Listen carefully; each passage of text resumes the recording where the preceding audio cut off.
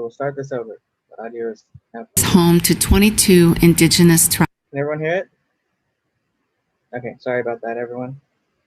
Is home to 22 indigenous tribes. Arizona State University's campuses are situated on the homelands of many tribal nations, in particular the A'atam and Pipash, and acknowledge the many indigenous communities who reside in this territory. Skigik is the O'odham word that is now known as Phoenix, which was settled in 1881 by occupiers.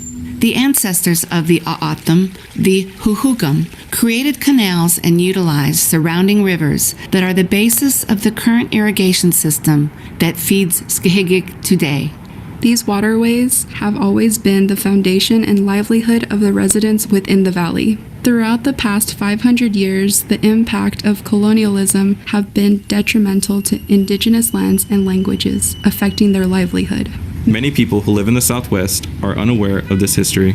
Furthermore, ASU's indigenous student community consists of over 3,000 strong, not including faculty, staff, and alumni, who continue to thrive, educate, and advocate for the strengthening of indigenous ways of life. As the O'odham call it, Himdak, the way of life for the O'odham, encompassing their culture, traditions, identity, and being. As O'odham and indigenous peoples, our identity is tied to the land. Like our own bodies, we must respect and care for it, and we urge everyone to do the same. We challenge you to educate yourself about the history and the communities who continue to thrive today. Moving forward, it is vital to honor and respect that you are always on indigenous land.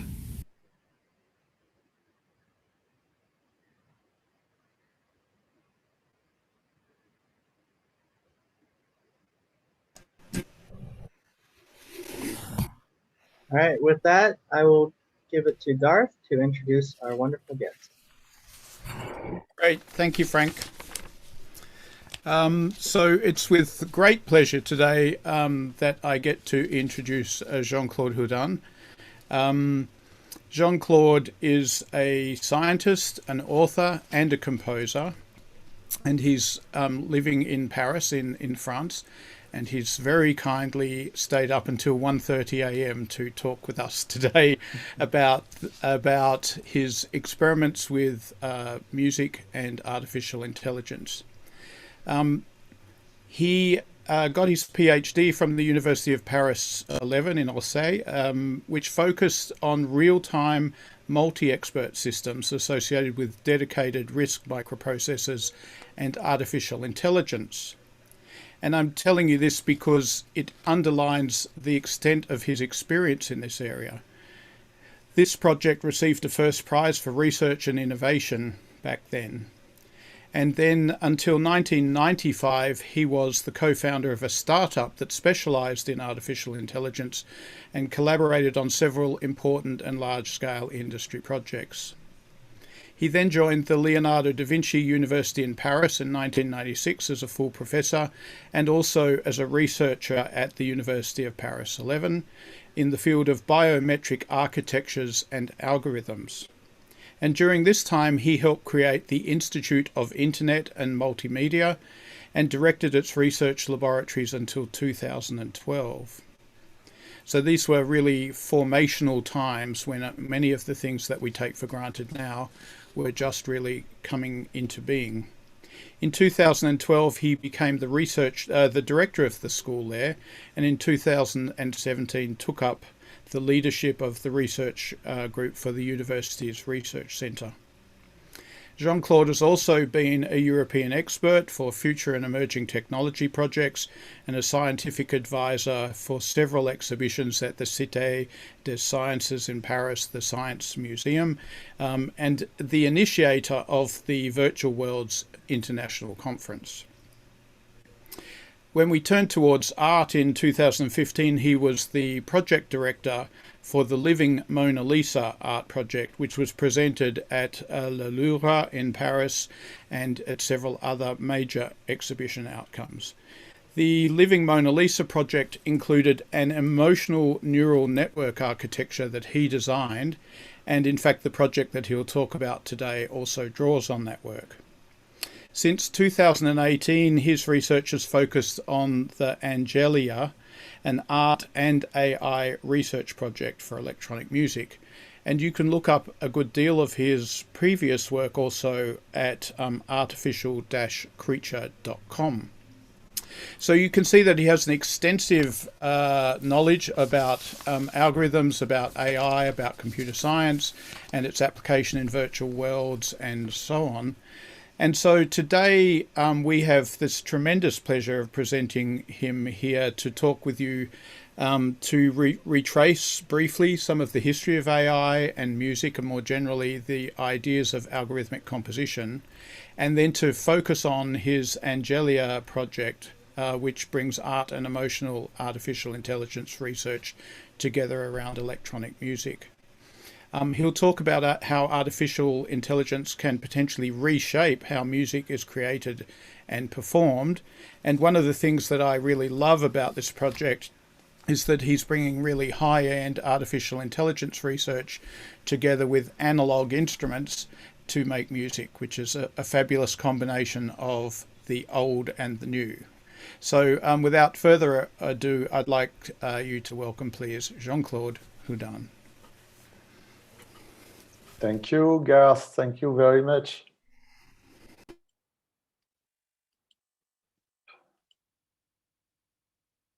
So, good afternoon, everybody. As Garth said, it's the middle of the night here in France, so I hope it will be okay for you and, of course, for me. I want to thank you, the Arizona State University, for inviting me to speak to you, of course, and especially Garth, who also contacted me to do this lecture. So Garth present me, so I do not say no more about my history. I have the age of the AI discipline. You probably remember that AI traced back in the 50s, and so I am born at the same in the same area. So I have the age of this discipline. So I participate to all of its summer and winter periods. And as Garth said, my research focuses on bio-inspired architectures and algorithms with an approach based on complexity mainly. And since 2018, I work on a research project called ANGELIA. So in the first part of my talk today, I will briefly list some historical landmarks of AI and music. I think it's important when we speak about AI and music to put some historical background. I selected these landmarks because they influence greatly my work. So, of course, it's not an exhaustive view. So, excuse me if I forgot something important, but I select them in order to, in that way. And in the second part of my talk, I will describe the ANGELIA project. And we will try together to answer this question: is AI really a revolution for music?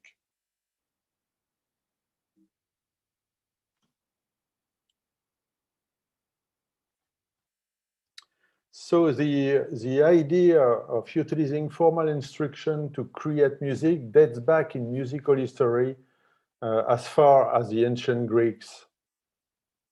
Many of results have been attributed to Pythagoras, 16th century BC. He believed in a direct relation between the laws of nature and the harmony of sound.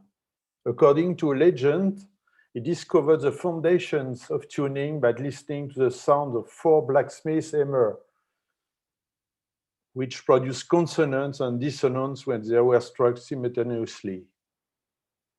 So I will not go to the entire history of music and algorithm, just put some landmarks, as I say. So we directly jump to the 18th century, the century of light, as it's called, because it was when the story really began, from my point of view. This was the time of great scientific discoveries. The most advanced technology was at this time clock mechanism. Clocks and mechanisms were at the basics of materialism, and philosophers thought that it was the model of the living and even the model of the universe. One French scientist was Jacques de Vaucanson, who was born and lived in Grenoble, and he created 3 automata in the year 1738. 2 of them making music by playing a real instrument. The first was a lifelike android capable of playing a flute. The main principle was turning wooden cylinder covered with pins, sending impulse to 15 levers which controlled the automaton. So on the right, you can see another automaton which was not designed by Vaucanson because the automaton of Vaucanson were lost, probably in a fire. But this one is a beautiful organ player, was designed by the family Jacques Rose in Switzerland about 30 years later. But we have the chance that we can see it in Neuchâtel in Switzerland. So the main principle of this automaton was this big cylinder you can see on the image, covered with these pins. So many people think it was the beginning of programming, the beginning of some sort of mechanical computer, because if you remove the cylinder and change the size and the placement of the pins, then you change the behavior of the automaton.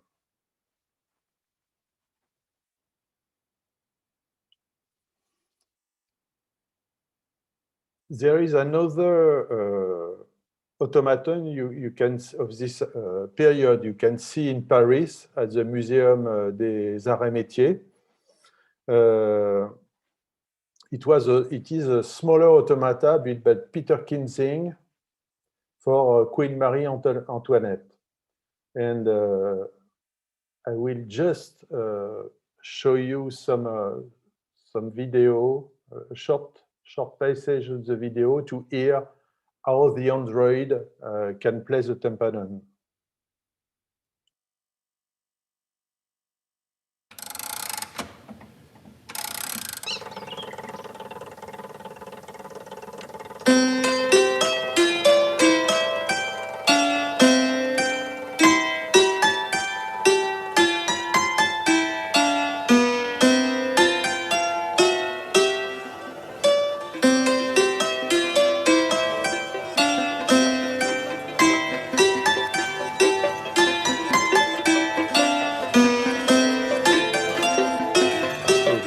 A short excerpt, of course. Wolfgang Amadeus Mozart used automated composition techniques also in some of these pieces in the end of the 17th century. This is what is called musical dice game. It was a system using dice to randomly generate music from pre-composed one-bar parts. These games were quite popular in Western Europe in the 18th century. Mozart did not invent them, but used them in some of his composition. Just a quick listen to one of these pieces.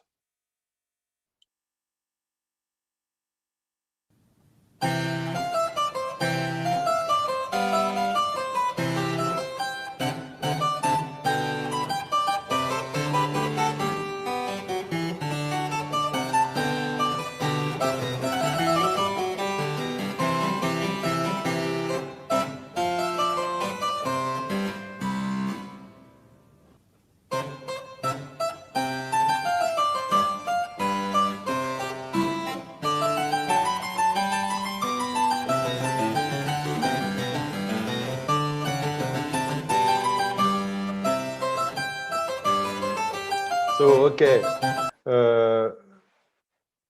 So after this excerpt of Mozart, we jump to Charles Babbage. I think you know all the story of Charles Babbage, which is an English inventor who is considered to be the father of computers. He invented the difference engine in the years 1830s, and then the analytical engine in the year 1850s. But unfortunately, he died before the complete successful engineering of these machines. It's quite big machines. You can see them in the Museum of London if you want. So it's reproduction, of course, because he did not realize them completely. His assistant was Ada Lovelace, Countess of Lovelace, born Byron. She was a mathematician and published the first algorithm intended to be carried by such a machine. So she is considered today as the first programmer, the first even a woman, but also the first real programmer. So his name was given to a language, a programming language called Ada. You have probably heard of it. She was also the first to recognize that such a machine had application beyond pure calculation, and in particular in music. She was the first to say that by programming this machine, we can make music composition, algorithmic composition with it.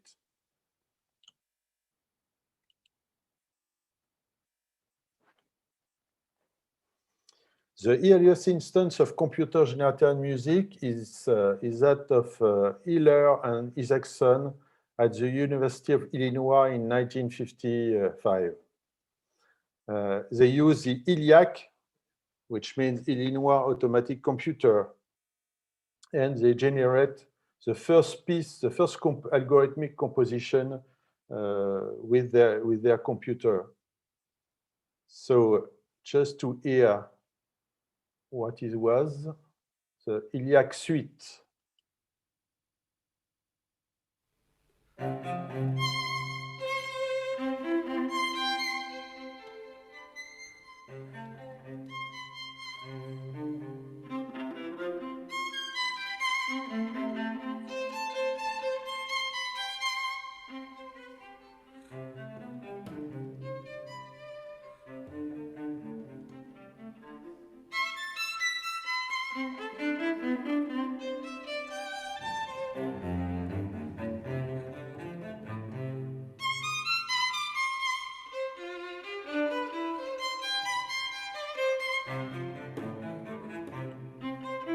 So, as you can hear, it's not the computer that plays the composition, of course. The ILIAC suite score, it generates the ILIAC suite score, and then it was then transposed into traditional musical notation for performance by a string quartet. It was recorded in 1957. As you probably know, the birth of artificial intelligence is roughly 1 year before. So we are clearly in the period of great advance in both music and artificial intelligence.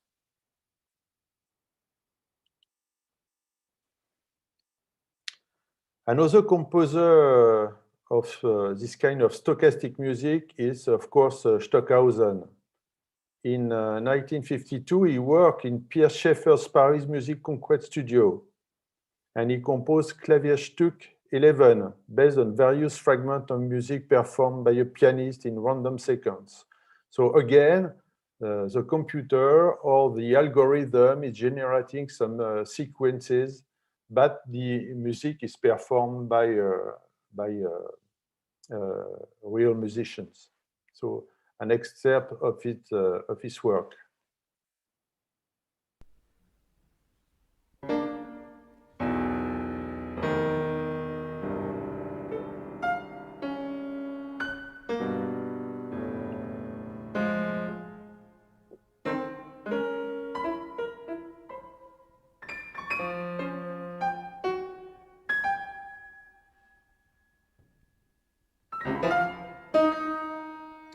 So in the 60s, Of course, Yannick Xenakis, who is well-known composer, created a program on an IBM computer producing data for its stochastic composition. The computer did not produce sound, but a list of densities and probabilistic weights, leaving to the random generators the function to create the music. He used also at this time Markov chain. It was one of the first to use these techniques to create music. A short excerpts also here.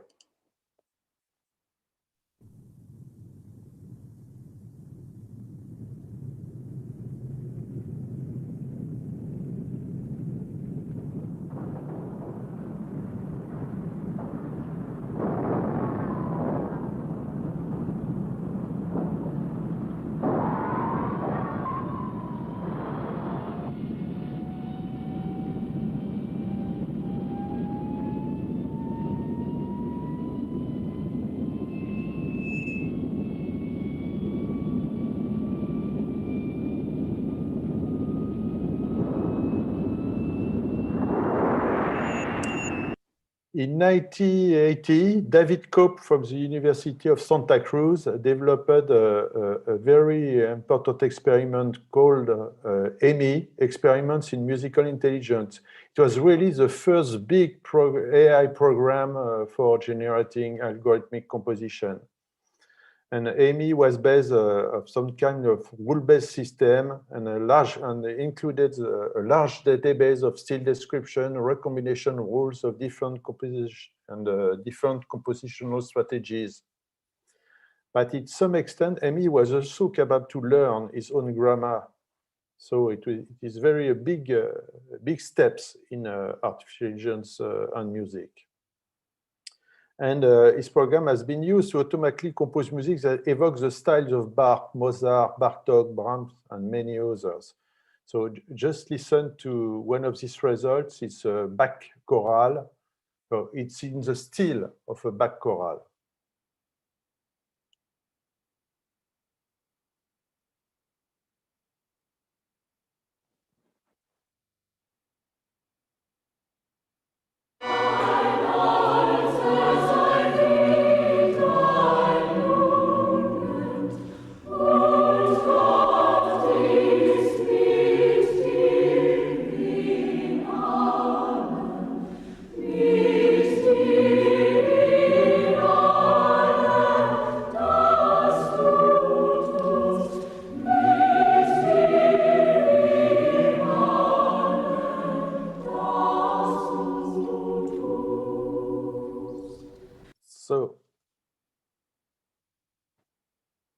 So in many ways, the work of David Cope is very important because it still today his work would perform in still reproduction what we obtain from many studies using deep learning and so on. So it's a very important step in AI and music. The first International Computer Music Conference was held at the Michigan State University in 1974. So at this time, at this period, AI music becomes an active academic field of research. And there was a growing number of researchers in that period. Later, in 1997, the music research team project at SUNY Computer Science Laboratory in Paris was founded by François Pachet. And he started a research activity on music and AI. In particular, his project Flow Machines, an AI software based on Markov chain, trained using a large database of songs. As an example, in 2016, he generated Daddy's Car, mostly based on the Beatles' original piece. Also, even if the score was performed by the Flow Machine software, the arrangement and the performing was done by live musicians. Just a short example of the piece.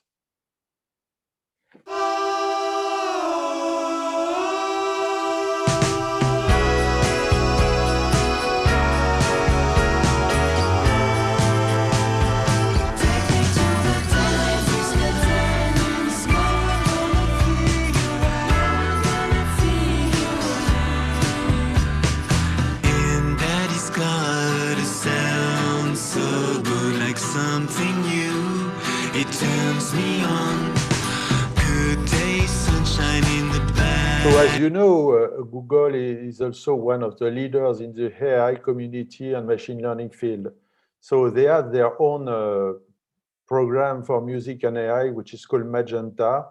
And they release a lot of tools every musician or researcher in music and AI can use to work. And they propose APIs and based on TensorFlow. So it's deep learning, of course, and many tools for making music. Just a very short excerpt of performance network, which is one of their tools.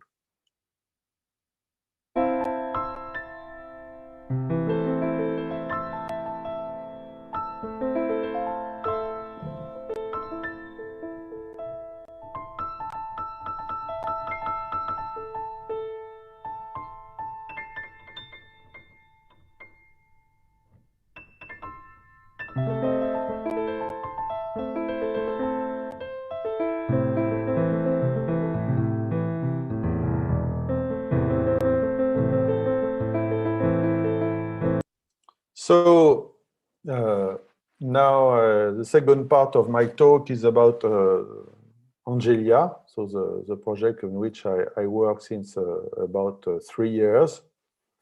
And my point of view is that it is often said that artificial intelligence will replace all human jobs, including musician jobs. But without an artistic intention, an AI for music is useless. It has no culture, no perception of the world, no will. So one of the main principles of ANGELIA is to be a human-centered design AI. ANGELIA means angel and IA, the French acronym for artificial intelligence. So with ANGELIA, I work on 3 axes at the same time. First, developing the AI. It's the scientific, technical approach of the project. But at the same time, in parallel, I'm designing the instrument. So you will see it's mainly a modular analog synthesizer. And then the third part of the project is creating the music, of course, because ANGELIA is first is an art project.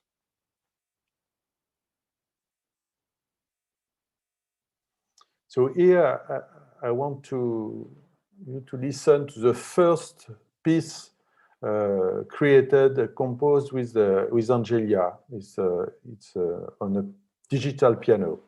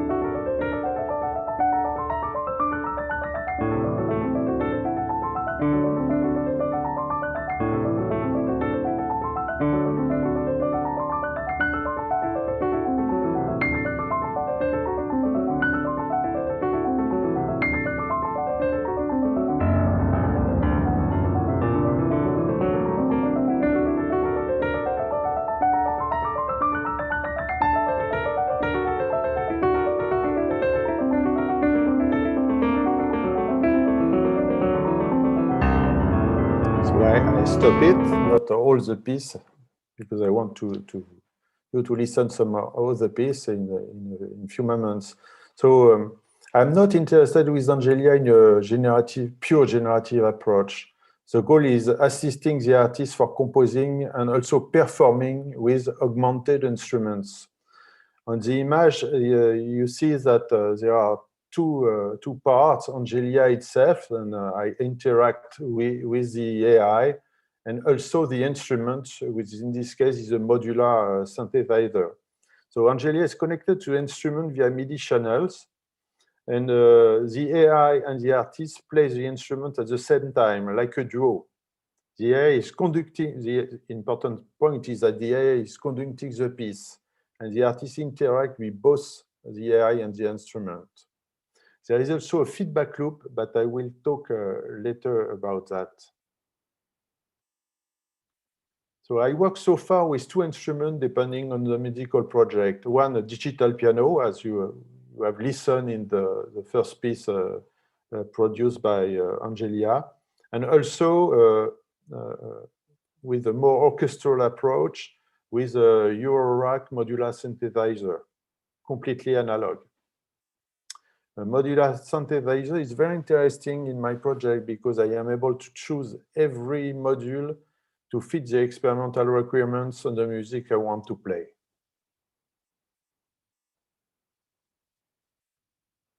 So here is a brief excerpt of my last performance with ANGELIA on the modular in last November for the Modular World Show.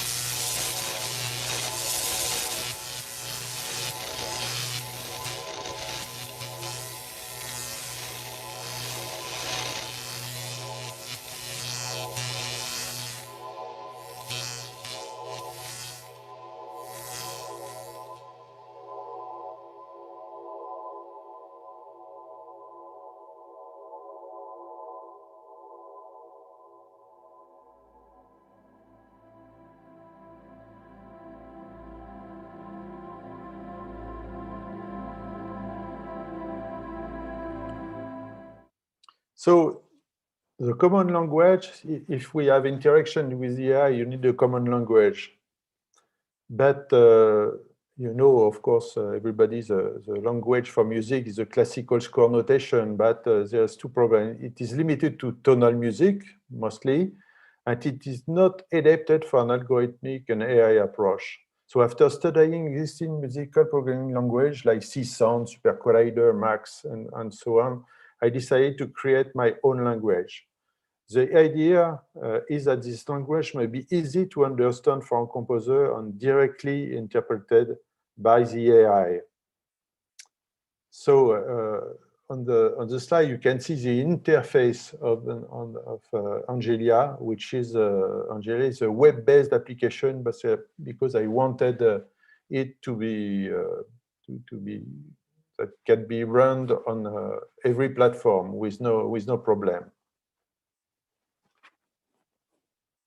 So here you have a screenshot of the language itself. It can be described more precisely as a tracker language for people who use sequencer and trackers and modular, but with high-level directive and instruction and live coding features.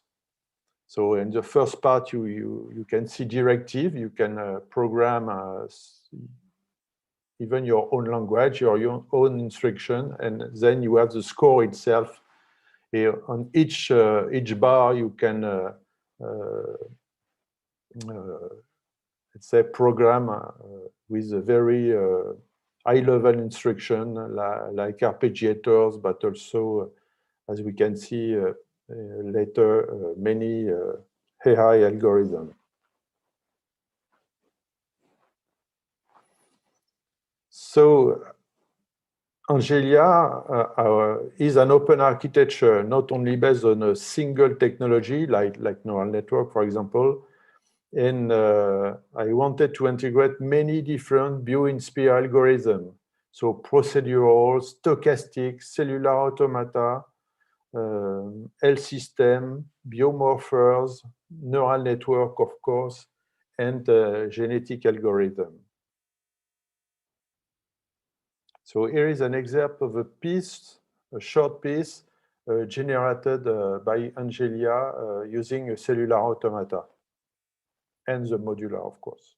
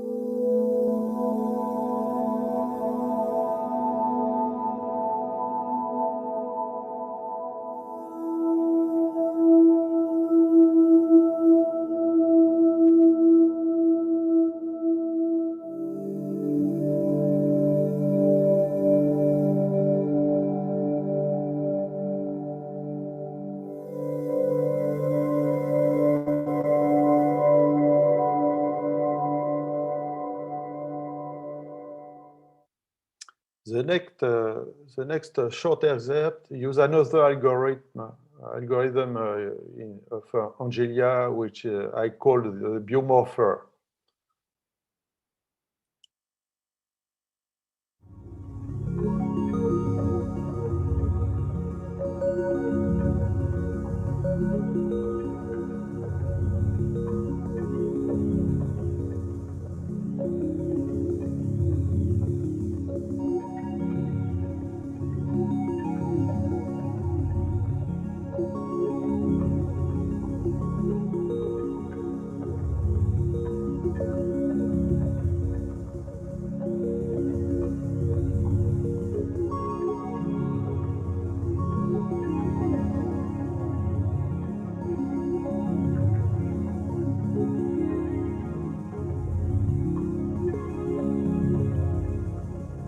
One of the main tools in ANGELIA is based on a corpus-based genetic algorithm. The idea is that a melody is like a DNA sequence.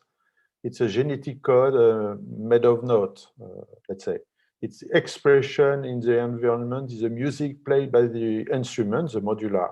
Thus, you can create a population of individuals and apply crossover, mutation, and selection to create a new generation of individuals. Instead of starting of a random population, I use corpus of sequences composed by famous musicians.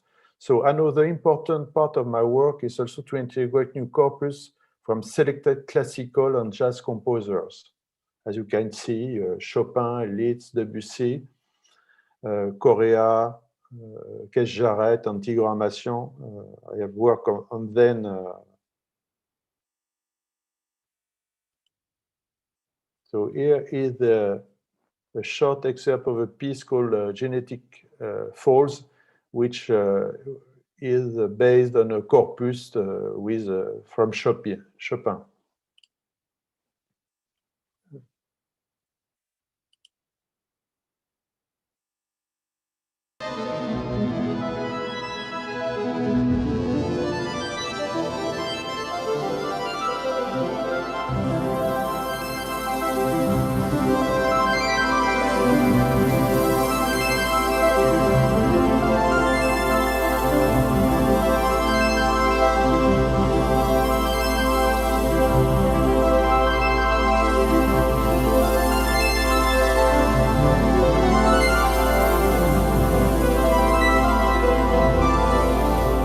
And the next excerpt is based on a corpus from Chick Corea.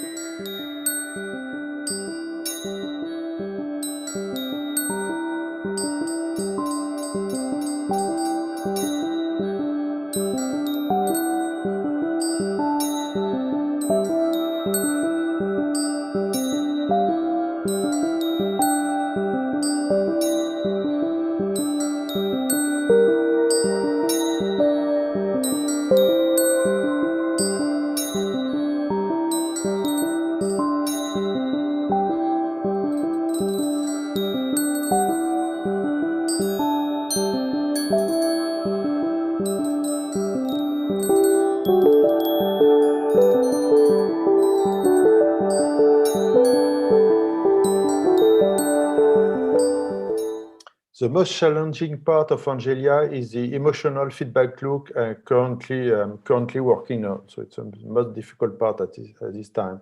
Most of current AI are generating music, but they don't listen to what is produced. They are deaf in some sort. The idea is to have an artificial ear and an emotional metabolism reacting in real time to the environment in parallel with the music generation path. The system can control some interpretation parameters like the intensity, velocity, swing parameters, etc., and also participate in the fitness evaluation for selecting the melodies or some part when the ANGELIA can improvise.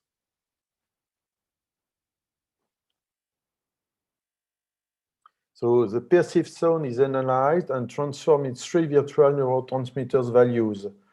The emotional metabolism is based on a dedicated neural network that maps the evolution of this virtual neurotransmitter in a 3D space, simulating a character's emotional profile.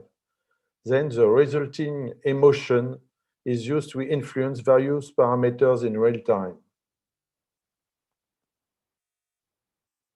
So to conclude, just one other short piece, which is in a very different style.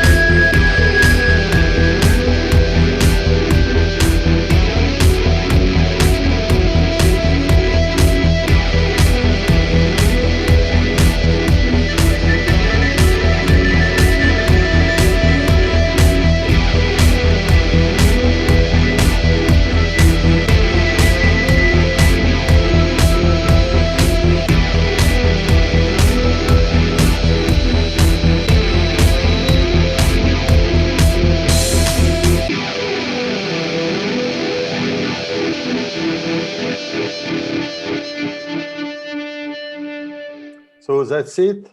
Thank you for listening. And of course, you can follow the project because it continues. It's a long time project. And you can follow me on Instagram and also hear more music on Bandcamp. Thank you very much. Bravo, bravo. Thank you. Thank you, Jean-Claude. That's amazing. That's a wonderful presentation. It still amazes me that you're doing this work of bringing these two worlds together, and that it's such fabulous music. Thank you. Of course. So if it's okay with you, we have time to take a few questions from the audience. Yes, and just to let people know that if they would like to, you can type questions into the YouTube chat, and I will ask the questions of Jean-Claude on your behalf. And those of you who are here on Zoom can also either type your questions in or put your hands up and open your mic and ask questions.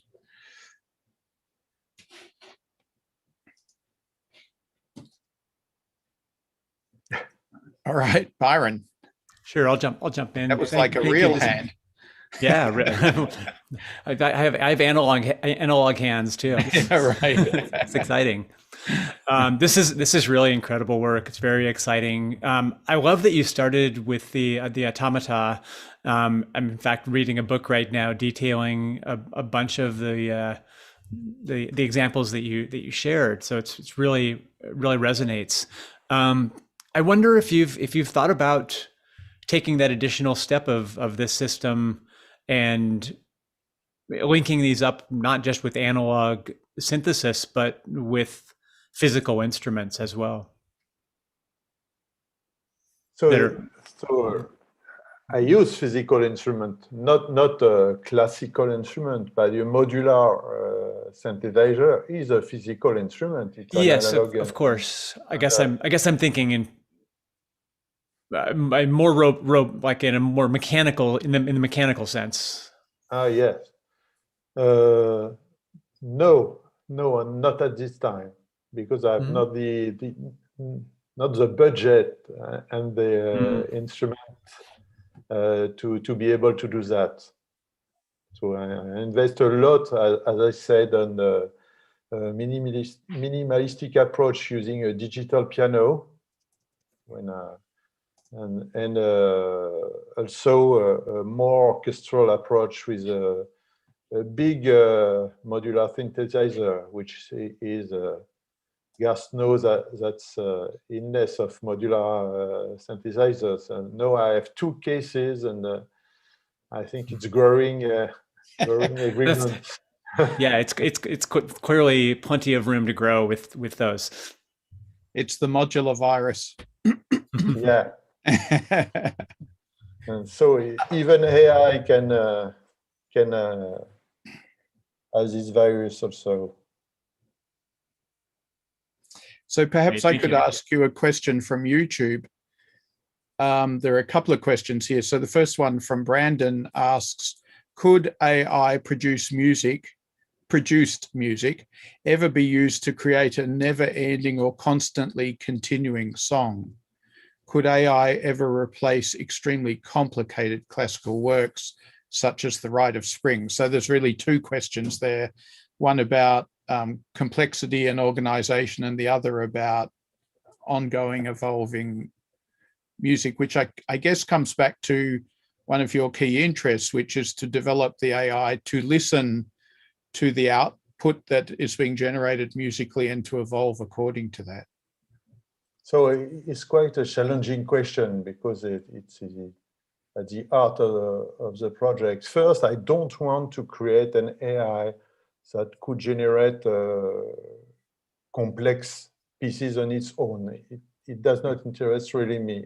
I really want that it was a tool assisting the composer or assisting the artist while performing. So it's really based on interaction between. It's for me, it's a tool. It's my tool for composing and for performing. So I'm not a very good instrumentist, but with ANGELIA, I can play some piece of piano. I never dream I will never be able to play it. Like the first one, for example, I cannot play that. But with ANGELIA, the digital piano becomes an augmented instrument, and I can create. So it's really a project for augmenting the creativity of the artist, of the composer. Yes, I love the way that you put the human, yourself in this case, back into the feedback loop. And I was thinking about how on the modular, there must be a whole range of decisions that you're making anyway about the patch and the way in which the sounds are being modulated, or the range of the envelopes and so on. Could you talk a little more about that process of the collaboration, if you like, in finding the right voices in the modular and then driving them with the AI? So in every piece, it's an artistic project. So I decide what will be done by the AI and what will be done by me directly interacting with the modular. In any way, the AI will be conducting the piece, the choice. So she interprets the score, controls the modular, and I am like an assistant that makes some updates, add modulations,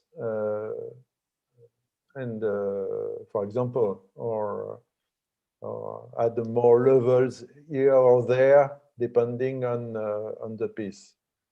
Yeah, and as you said, I'm working right now, and it's a big part of the project to the feedback loop.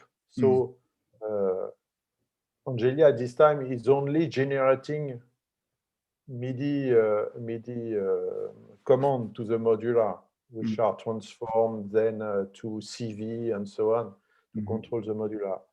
But I wanted also that the ANGELIA could listen to what is really happening during a performance. So it's very important part of the project.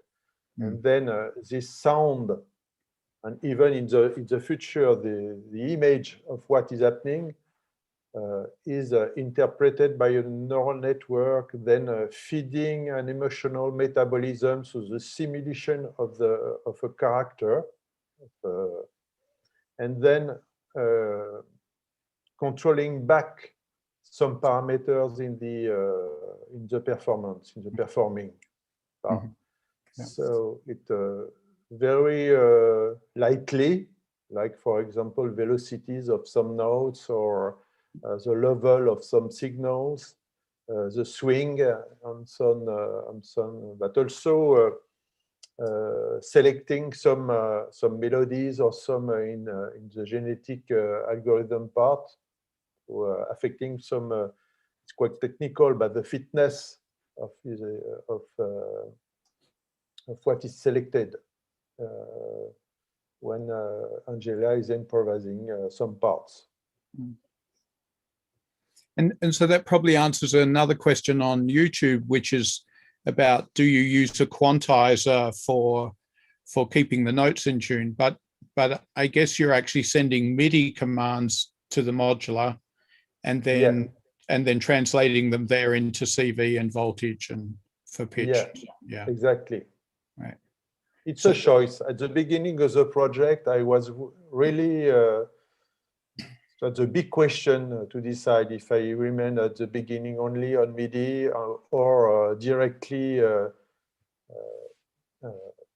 generate raw sound.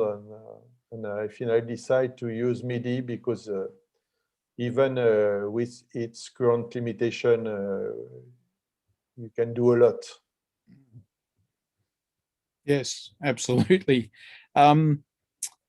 So I'd love to talk with you more about the valencies in the emotion engine, but I know it's almost time and it's extremely late for you.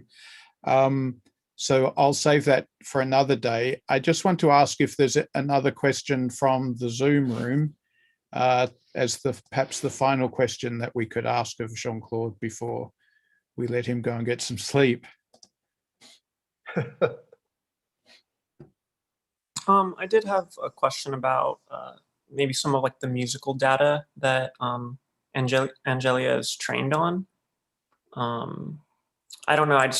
I assume mainly it's a lot of like Western music notation and things like that. And I was just curious on like what kind of how that affects the outcome, or if you trained it on specific musical data that would work well with your composition and the music that you make.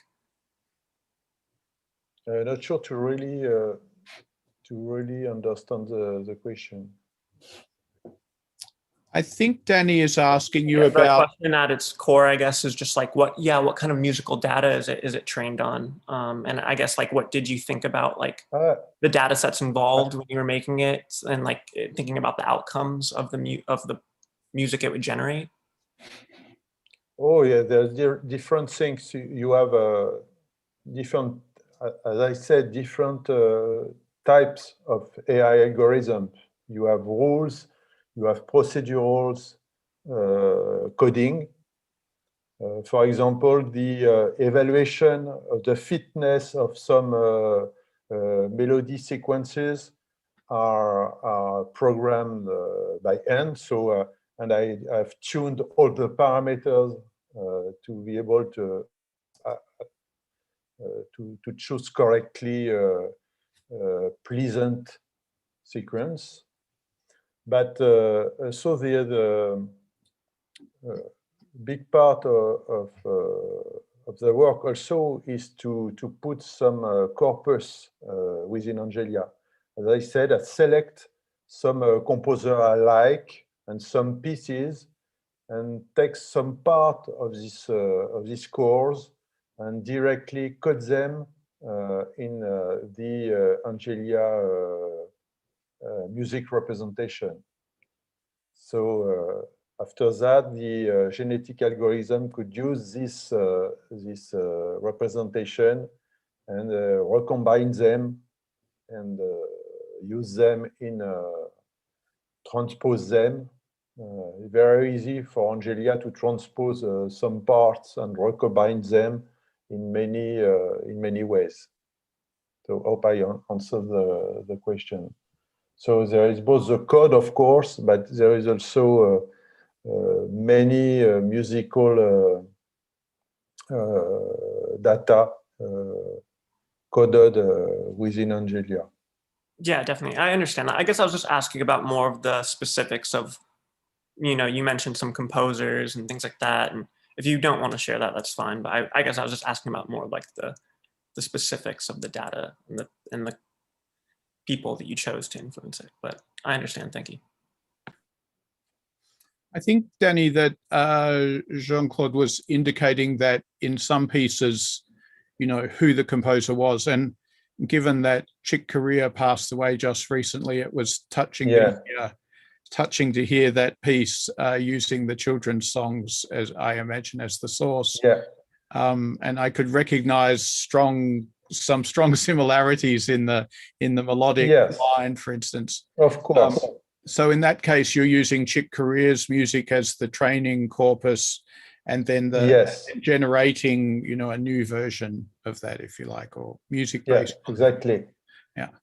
So Danny, I guess the answer is that it's case by case to each piece. The specific. Yes, it's a big project, and I am quite alone, I must say, to program it. So I choose the composer on some part of their work I like and work of them. So it's a project within the project. Yes, I would say.